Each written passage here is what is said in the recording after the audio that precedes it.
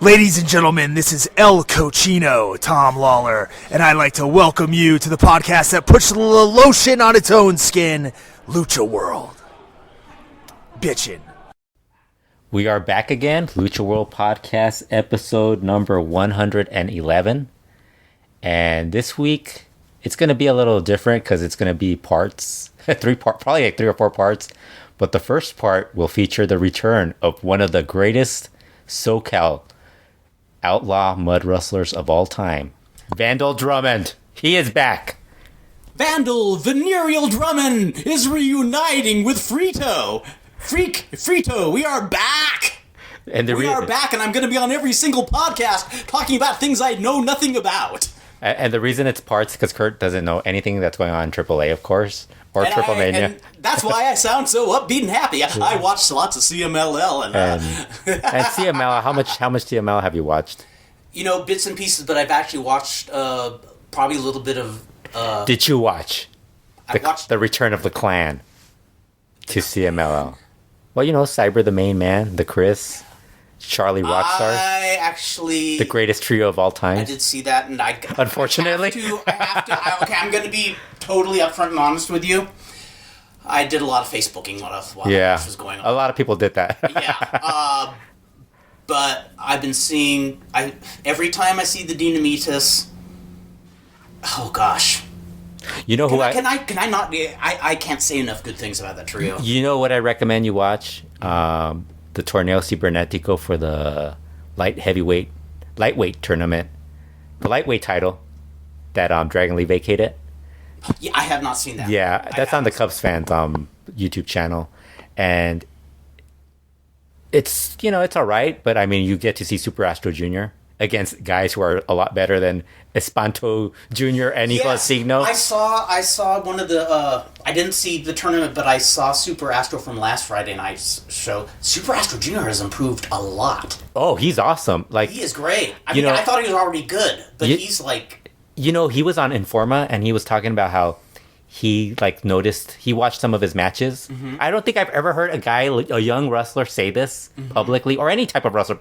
I think I might have heard maybe an Aerocross or something like that. Mm-hmm. Say they watched their matches and they weren't pleased, but this guy watched his matches, wasn't pleased. He spent a month and a half while he was out with an injury, training and preparing to come back better than he was the previous time, and he's actually shown it. He's been really good. I really enjoyed seeing him. I mean, it was an opening match, and It's unfortunately that they kind of stick to the same game plan as usual. But this week we have 2 very unfortunate incidents that happened last week. The passing of Perro Aguayo on Wednesday, I think, July 3rd, and then Paco Alonso on Saturday, July 6th, I believe. That sounds right. Yeah. Yeah, it was in between the earthquakes that we had. I know there was a couple of earthquakes that were a little scary. You felt both of them. Yes. I did not. Elena and I did not feel the first one because we were driving to her brother's. Got to his house, he felt it, and we were there the next night, and boom, the next one came. We felt that one. They lasted long enough where I thought that it might be the big one. Yeah, that's weird because where we were, it wasn't super super heavy. But it felt like we were rolling, and you didn't know if it was going to stop or not. You're waiting for it. Okay, is it going to get bigger? Or? Kurt, you should know that I am prepared for the big one, because I watched The Rock's movie, San Andreas. I am prepared for any major earthquake. I want everybody to know, if there is a complete disaster, I will be the hands-on person. I probably won't fly the helicopter, unfortunately, and you're on your own if you're on a skyscraper. No, if there's a helicopter, I ain't getting in it. I'd rather jump off a skyscraper. Yeah, how safe helicopters are. But I was laughing because Dan Farron was talking about how there was that movie on Hulu, the 10.0 or something, the earthquake movie. There's always an earthquake movie, and it's like, man, why do they have to do these? And very few of them are good. Yeah, but getting back to it, Perro Aguayo passed away on Wednesday, and that came from. Complete surprise. I mean, it wasn't that big a surprise just because I think everybody already knew that he was dealing with some health issues. And I think for a wrestler that, I mean, I think I met him once, but I didn't know him obviously. But for a wrestler that I didn't know, this one really made me sad. I mean, I think mostly just because of I can't fathom how his last few years must have felt after losing his son. Yeah, I mean, I think that's probably the worst one.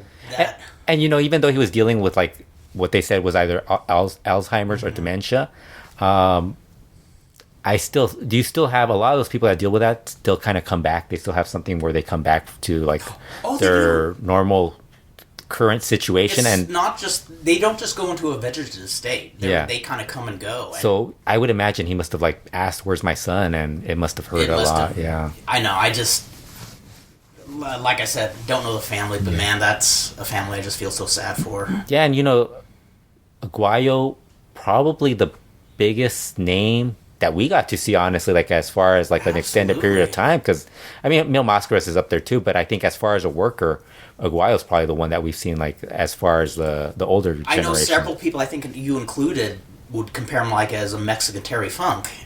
Well, Meltzer was the one that brought it up first, because a lot of people were telling me that he was like a Brody, and I'm like, he wasn't a Brody, because I don't think there was anybody that was like Brody in Mexico. I think a lot of people think that the way Brody brawled was the way like Sangre Chicana or Perro Aguayo brawled, but the difference between how they brawled and how Brody brawled was that Brody very rarely sold for his opponents. It was mostly like he would style, like if he was styling, he was actually having a regular match. Like it was more. It wasn't like when he was wrestling Abdullah or some brawl where he had to like no sell out to somebody. He wasn't going to sell. Whereas and a good part of Aguayo's charisma was that he sold a lot. Yes. Yeah, I mean it bled a lot too. He bled a lot, and I know they go back and forth, Rudo babyface, but he was like a Negro Casas, where you could have him do something despicable as a Rudo and people will still love him. I mean, he was... I think Meltzer was right with the comparison to Terry Funk and Dusty Rhodes, just because of the combination of charisma, the brawling, they love to bleed. But, the other thing was that he was... I think Terry, because there's so much more footage, Terry Funk, there's so much more footage available of him, we got to realize that he's a really excellent all-around wrestler. Yeah. Whereas Perro Aguayo, a lot of people just view him as a brawler, and they don't realize that there was a period where he was actually a pretty good, he could do high flying, he could do certain things, but it's like, you're going to stick to certain style that gets you to become a superstar. Exactly. That's what I kind of viewed it as. Well, exactly. Yeah. I mean, there's comparisons, they're just different. I got the great opportunity to see him several times in 1981 and 82 live. First was against Chris Adams, the second time against Fishman. Both great feuds that year because they were battling over the light heavyweight title. Oh my God! And I don't remember great details of the Chris Adams match, but he destroyed Adams in a way that really got heat. And I just said, this guy's something else. And apparently one of the matches that he had with Adams was so good that I think it was for the Toreo group, that it was so good that when EMLL heard about that match, or somebody in EMLL watched it, they requested Chris Adams for a show. Yeah. Wow. That kind of tells you what the type of worker Aguayo. And that's why I thought the Funk comparison was, because remember, Terry Funk, if he liked you or if he thought you were good, he was going to put you over. Remember he would have matches with like jobber guys. And he would, the Mondo Lopez story. Yeah. A guy who was a TV jobber who Funk sold his ass off for because... Eddie Guerrero was another one, remember? Eddie Guerrero, yes. Yeah, that's the most famous one, probably. We all remember that match. That was on WCW TV. Yeah, one of the few good... That's kidding. Well, at that time... back then it was pretty... I mean, I'm not going to knock it because WCW always had good jobbers. I mean, that's the one thing they did have. No, you're right about that. Yeah, you are right. It's just... you had a lot of squash with matches. the bookers. Yeah, the bookers. Yeah. But Aguayo was really good. I mean, astounding. I think as he got older, it became more of his charisma than anything else. And you know me, I'm fine with that. These guys work their butts off, and they're hurting after so many years. And if they can get over on their charisma alone, I say power to them. I mean, it's hard to make a living in this business. Yeah, and then we had Saturday. And we didn't know Saturday. We learned about it on Sunday. I think Sunday after late afternoon. Paco Alonso, CML president, longtime CML boss, passed away. They gave out more information today. I was going to ask because I knew he had some health issues, but nobody knew he had health issues. Really, somebody because nobody knew. Okay, then so what I read was incorrect. Then? No, yeah, it was incorrect. If somebody said that, nobody knew at that time. Because it just happened. They just announced it. Sophia Alonso, his daughter, just mentioned it.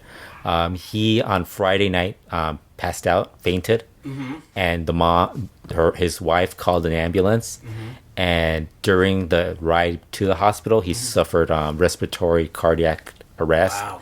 And once he got to the hospital, I guess he was okay for a while, and then late Saturday, or early Saturday, late Friday, early Saturday, he passed away. So they kept quiet for about 24 hours, because the family, Paco Alonso is a very private individual, didn't really like to do a lot of interviews. There were a lot of people that was like, there was even people who wondered if he liked wrestling, because he was so he never showed up. And so what happened was the family wanted to honor his privacy. So they basically just told family and close friends about his passing on Saturday, and then they told everyone else on Sunday. And a lot of the wrestlers, when they found out, they were told to get together backstage, because they were gonna go do an honor. What is it? When they do when they do a moment of applause for the wrestler. So they all were told this, and they all thought they were gonna go out there for Perro Aguayo. So right before they got out, they were told Paco Alonso had passed away, and they were shocked. Wow. And because I know somebody was like that kind of. Some people were like, "Oh, that's kind of cold-blooded that they just told them in the ring," and it's like, no. Later on, I found out that it wasn't. It was actually before that. Still, kind of a sudden thing to be told. But how do you? How do you tell somebody that somebody does?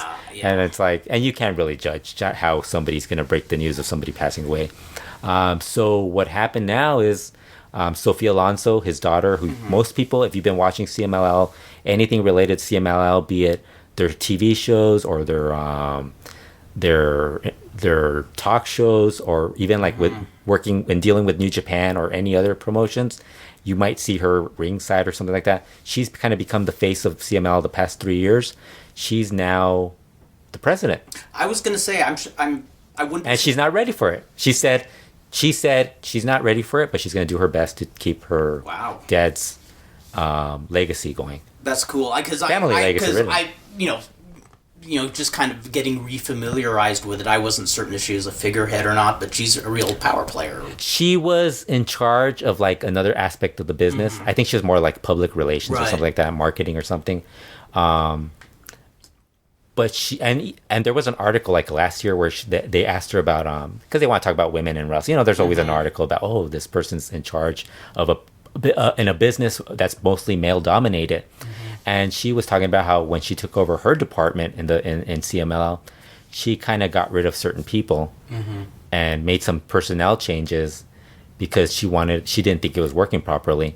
So I think at some point that's going to happen with her in charge. Gotcha.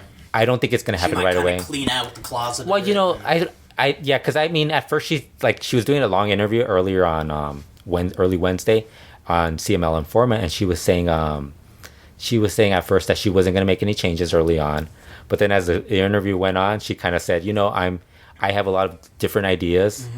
I'm a newer generation. There's newer things that we might actually look into doing that maybe my dad wouldn't have wanted to do, but it's going to be stuff that will benefit us, benefit the wrestlers, benefit our employees, and benefit obviously everybody involved, but it's not going to be something that's like going to be totally, going to insult, it's not going to be an insult to the legacy of the LuchaWorld family. Right. Because she said the most important thing is to keep the tradition going. It's a Lucha Libre promotion. We're basically, when people think Lucha Libre, we want them to think tradition and CMLL, Arena Mexico, and all this stuff. So she wants to keep that going. That's why I go so nuts over the Dinamitas, because it is the perfect hybrid of new generation and classic lucha. I mean, I'm curious if she's actually going to be more receptive to elevating younger people and like actually pushing younger people early on. Probably depends who's in her ear. Yeah. Because it sounds and that is unfortunate because it's the same people. It's a crapshoot. Yeah, you never know. I mean, you never know if somebody might make a power play. Try to get in her ear. That's happened in wrestling since the beginning of time. And the bad thing is like there's a lot of people like. I think a lot of people immediately when they start talking about like, they should change bookers and they suggest people. And like the first thing you think is like, nah, this doesn't work. Because you have to also think, like to me, the ideal booker or programming department for CML is somebody who wants to evolve, but not change it completely.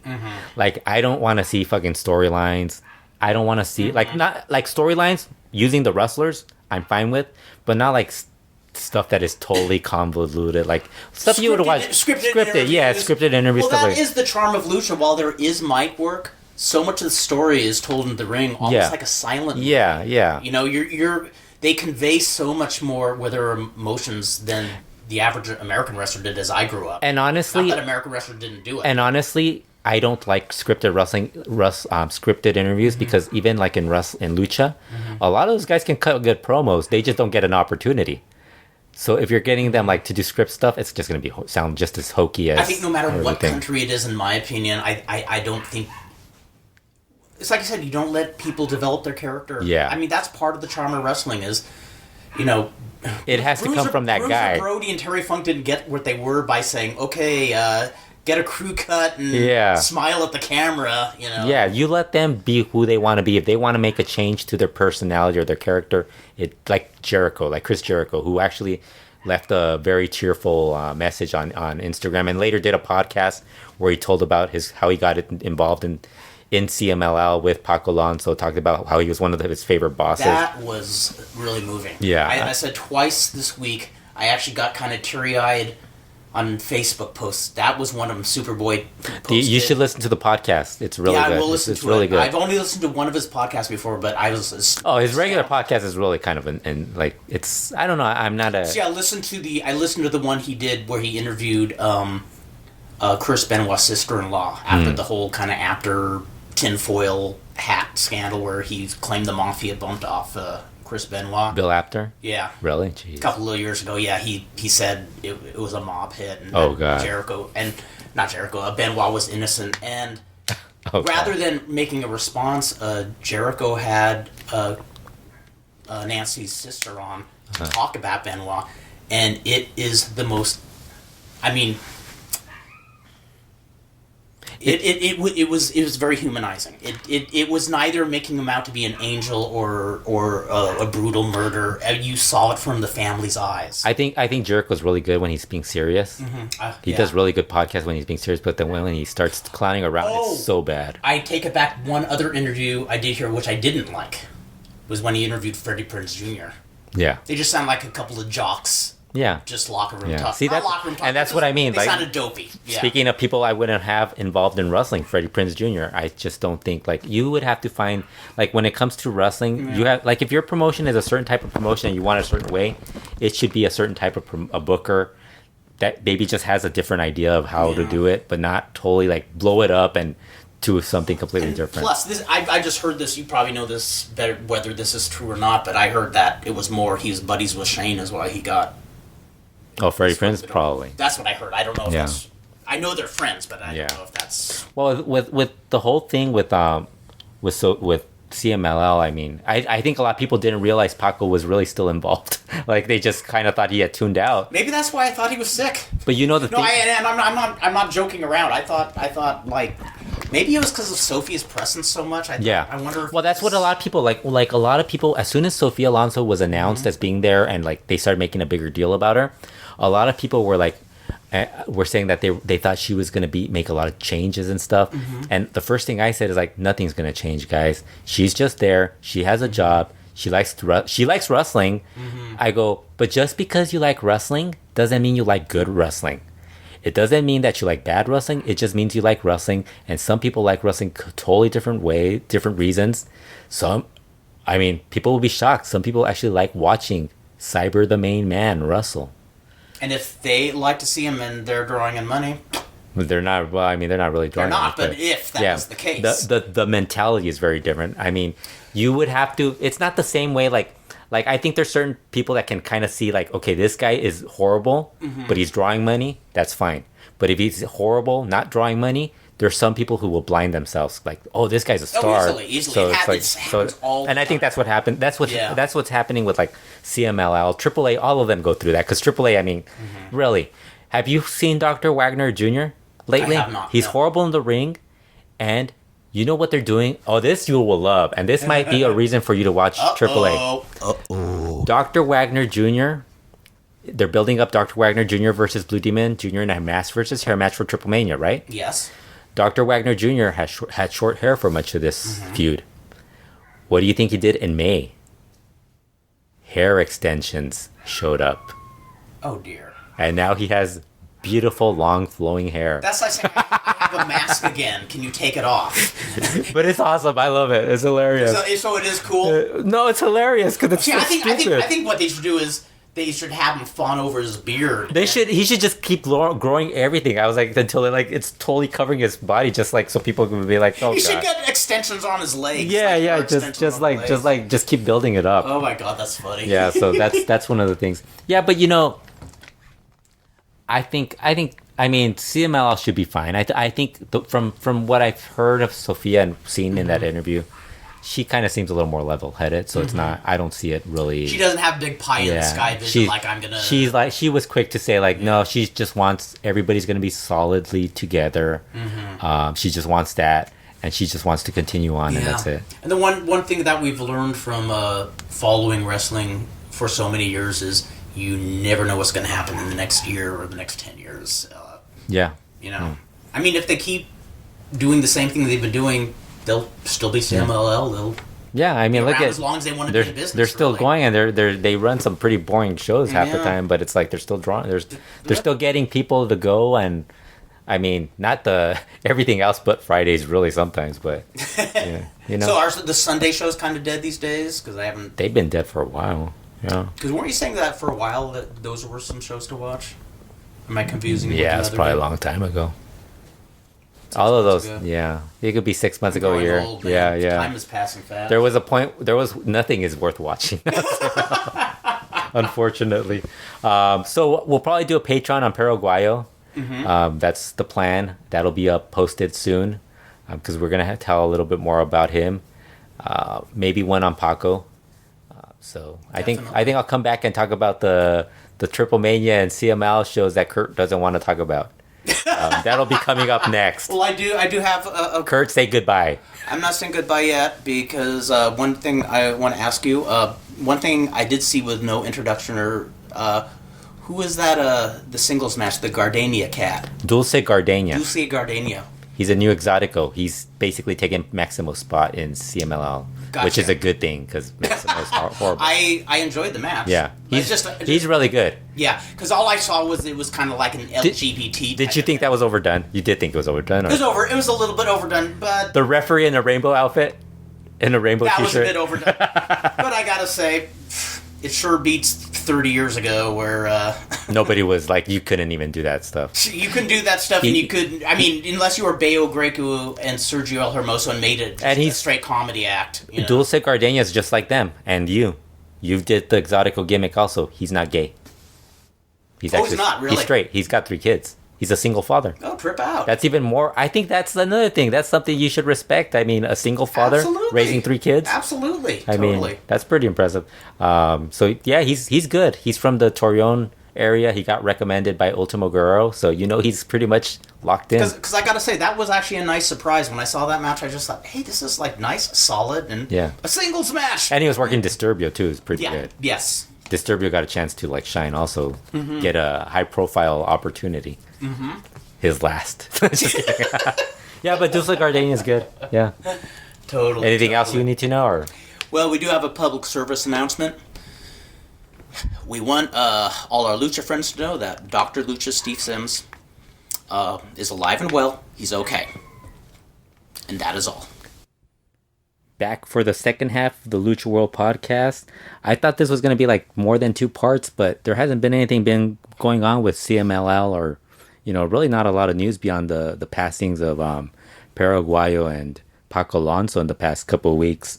CMLL shows have been very, not very good, and there's, I guess the main highlights from CML shows recently has been the ongoing feud between the Clan and the Guerreros Laguneros, particularly the Ultimo Guerrero Cyber the main man feud that doesn't seem to be ending anytime soon.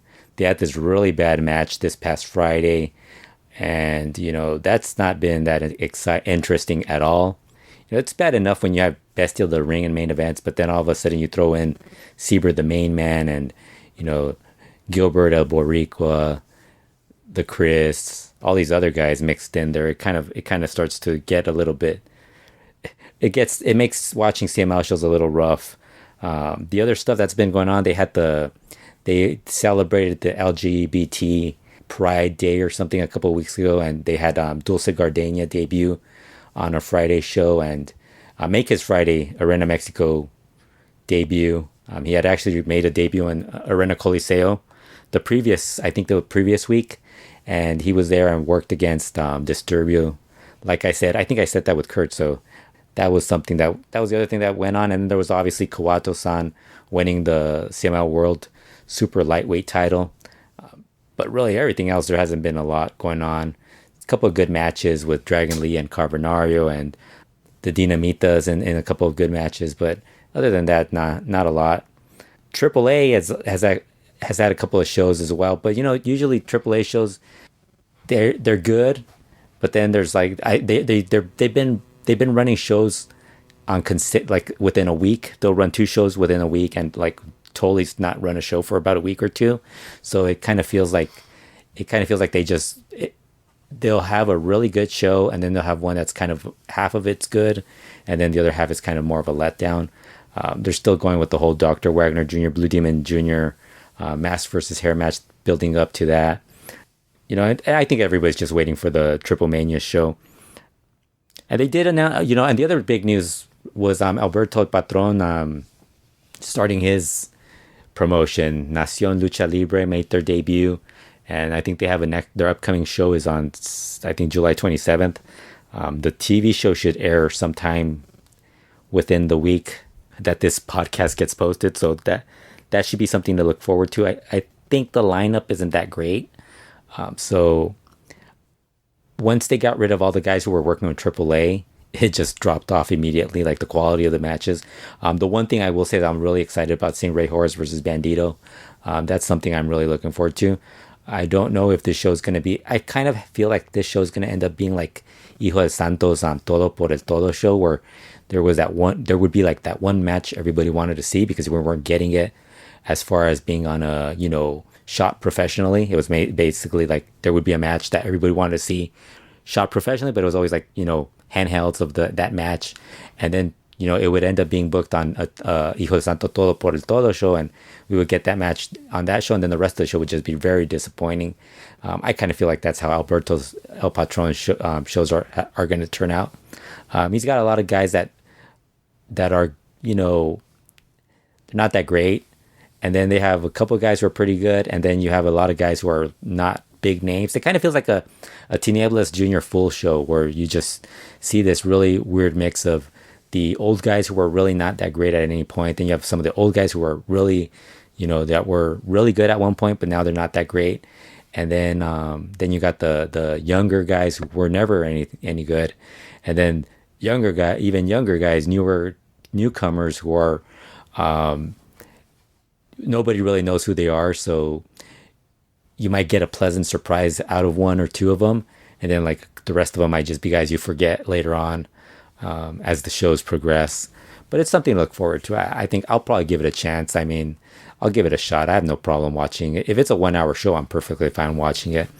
Should be interesting to see how they build up to it. They were able to get Ali Park and his kids in it, so I have a feeling that the show's probably going to end up looking like a mix. Like I said, Todo por el Todo and Elite. That's probably what it's going to end up looking like. The big news going on is the build-up to Triplemania, which there hasn't really been a lot. They just made the announcement of the lineup. The lineup pretty much feels like most AAA big show lineups, where they kind of feel like they're just trying to book everybody onto the show. I kind of wish they didn't do that and made it feel like a legitimate big show. If you're going to want to book everybody on a show, do it on some of these television shows. Like you could just have like one of those cluster matches or whatever. But big shows, I would like to see a little more of these guys deserve it. Focus on this group of guys on the show. And usually you don't really get a lot of like singles matches on AAA big events.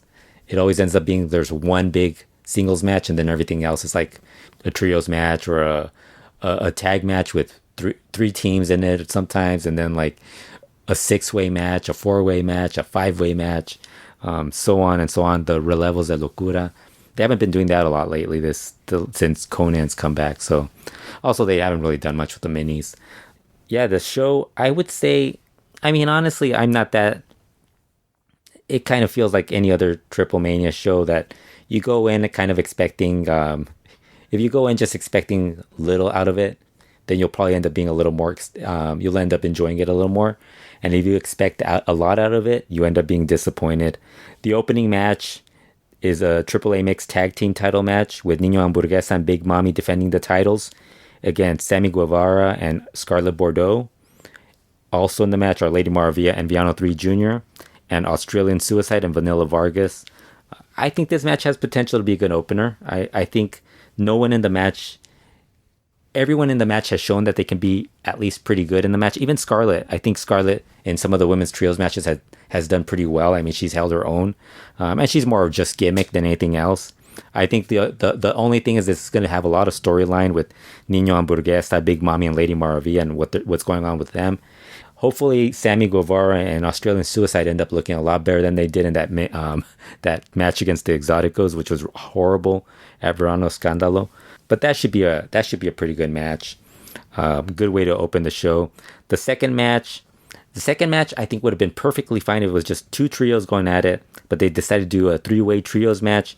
Hijo del Vikingo, Mysticis Jr., and Golden Magic versus Poder del Norte, which is Mochocota Jr., Carta Brava Jr., and Tito Santana, versus Pimpinela Scarlata, Maximo, and Mamba. If they wouldn't have had the Exoticos in it, I think this would have been a really good match. Adding the Exoticos, I expect it could end up being like a really bad match, or it could actually be an okay match, just because there's so many guys with Hijo del Vikingo, Golden Magic, and Poder del Norte that can actually carry a match, that I think they might be able to get something out of it.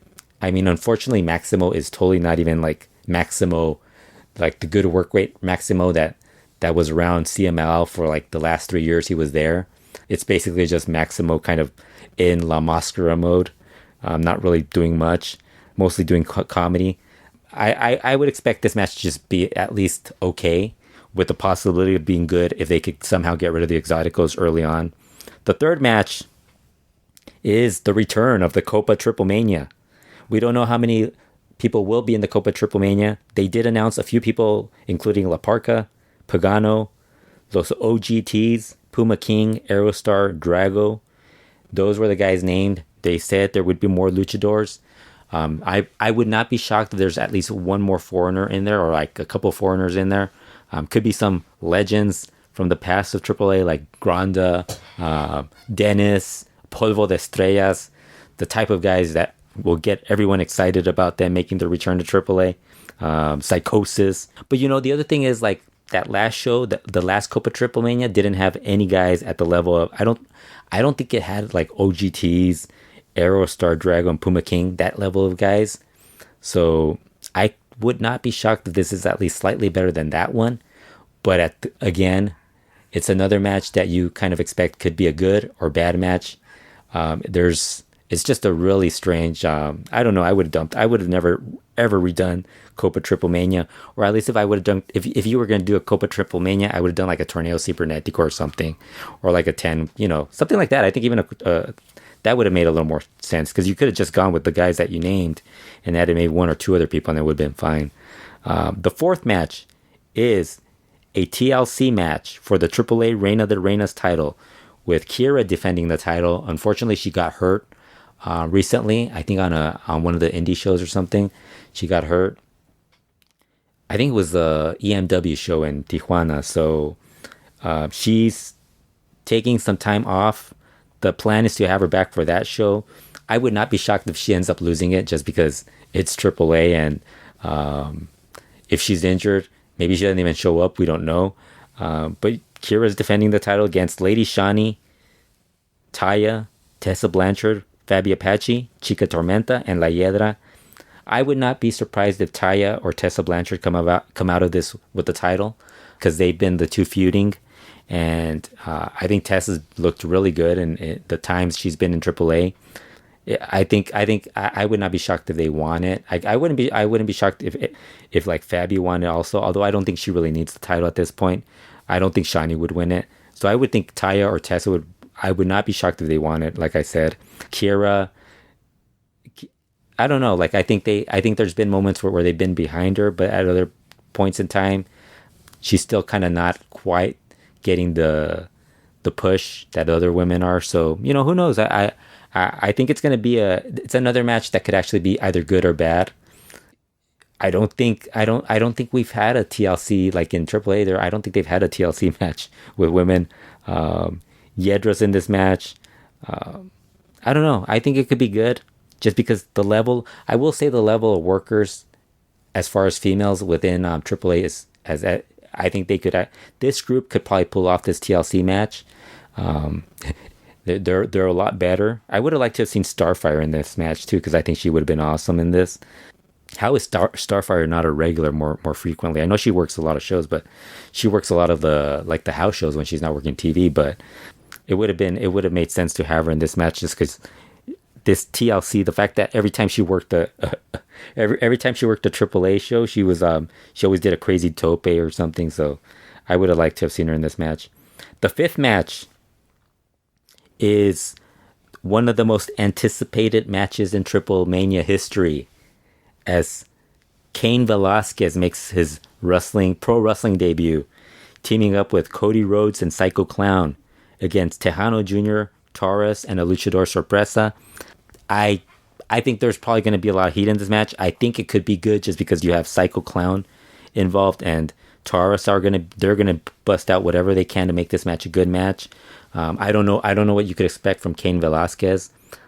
We've had guys who came into pro wrestling, who were like from other sports or even combat sports, mixed martial arts, and they've either been really good or really bad. And like I said, I think this is really one of those shows where you say it could be good or it could be bad. It could be anything, really. And I would be curious to see what the Luchador Sorpresa is. I mean, a lot of people think it's going to be Killer Cross. I think Killer Cross is definitely going to be on that show just because Scarlett is there.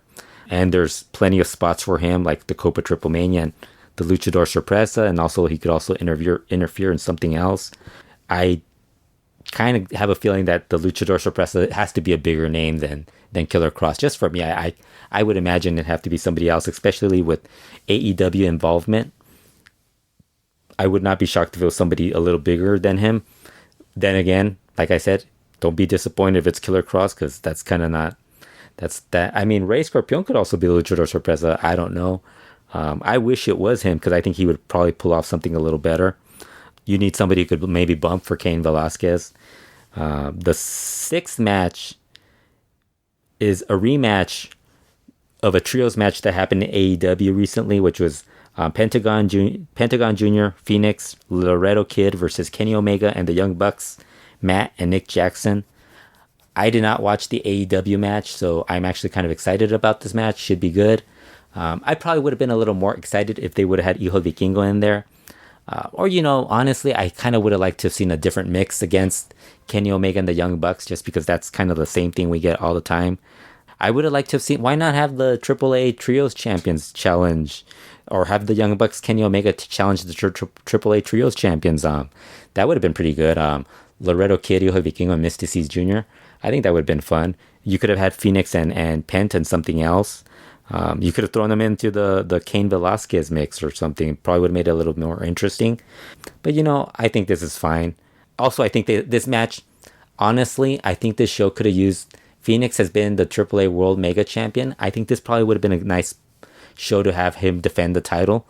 I think that would have been something I would have considered. Like, if you could have the AAA World Trios Champions face these guys, and maybe had Phoenix defend the title against somebody on the show. I think that would have been pretty cool to have just added that. Have an 8-match show. I mean, 7 matches, add another one. I think that would have been fine. The main event, of course, Blue Demon Jr. versus Dr. Wagner Jr. I expect this to be a brawl. I expect there to be some interference, probably from Dr. Wagner Jr.'s kids. I would expect somebody will interfere for Blue Demon Jr. A lot of blood, a lot of brawling. And it might be, if you're into that, I think it'll be fine. I don't know if people are really that excited about the end result of it, just because if it's Dr. Wagner Jr. getting his head shaved, I mean, honestly, he didn't have that much hair. The hair extensions haven't really helped that whole thing. I don't know. I think it's kind of something that it's not that exciting. I would not be shocked if after the match you have like a big surprise to end it. They've been doing that a lot of late. They did remember the LA Park when he was setting up the feud with LA Park, and Wagner showed up to do the walk-in. Park started cutting promos on him, so I wouldn't be shocked if that happened as well.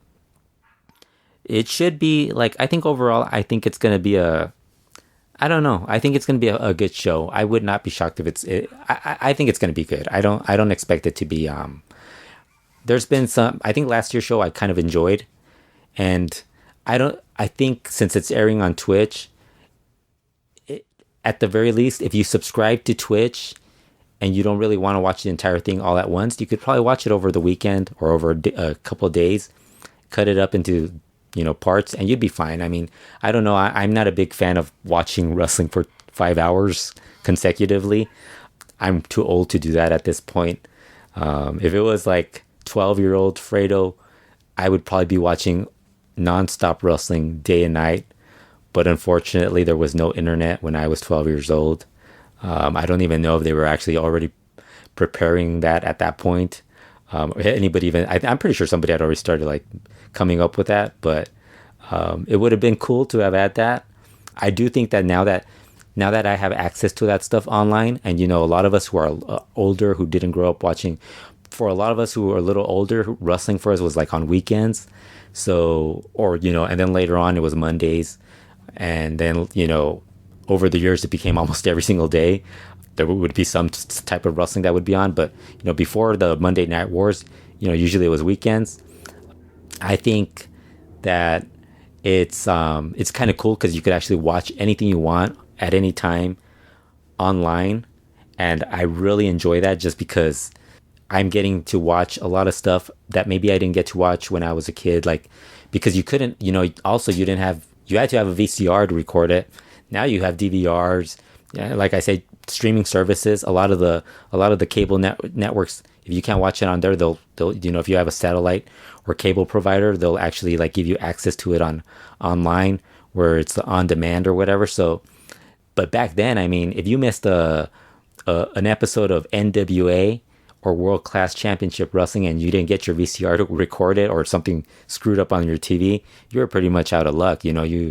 You had to read about it on a magazine. But yeah, now it's kind of cool. I signed up to WW Network just because they have a lot of stuff that I have on DVD and on video, but it's like it's so hard to find that stuff now. I mean, at a certain point, I got to the point where I just can't find a lot of stuff.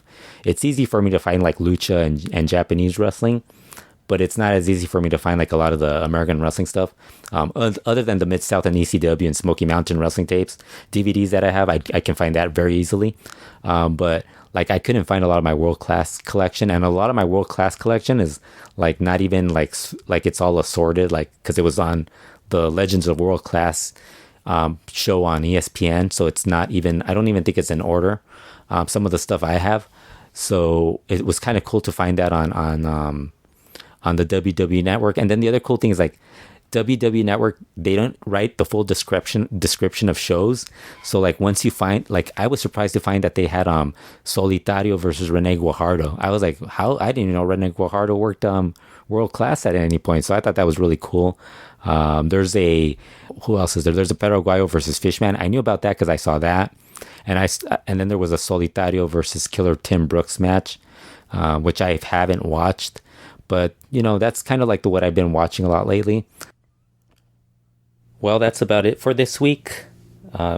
Be sure to check out the upcoming Lucha Classica podcast on Perro Aguayo that will be posted on Patreon at patreon.com/LuchaWorld. We go over Perro Aguayo's career, thoughts on some of his big matches, his big feuds. Actually, Kurt watching him live at the Olympic Auditorium, and then I think later on at AAA shows. He might have worked no, I don't think he worked a show with him. he was on Kurt was on a few AAA shows, and I think he was at one of the shows where Perro made an appearance. We also talk about Gino Hernandez as well, because I found some information on Gino, and we talk about other stuff on the podcast, but it's mostly about Perro Aguayo. Keep up to date on all the Lucha Libre news at luchaworld.com, and also visit my other website, retrowrestling.com, for a lot of reviews on old wrestling from the past. Been doing a lot of ECW from the very beginning, Smoky Mountain Wrestling. You find some lucha, some Japanese wrestling, even some British wrestling, World of Sport, Mid-Atlantic from the US, a lot of stuff from the US, mostly a lot of stuff from the US at the moment, because it's a little bit more organized. Like I said, it's on a lot of the stuff is on WWE Network, and a lot of the stuff I have on DVD is actually more organized than some of the other stuff I have. So thanks again, everyone, for listening, and we will talk to you guys again real soon.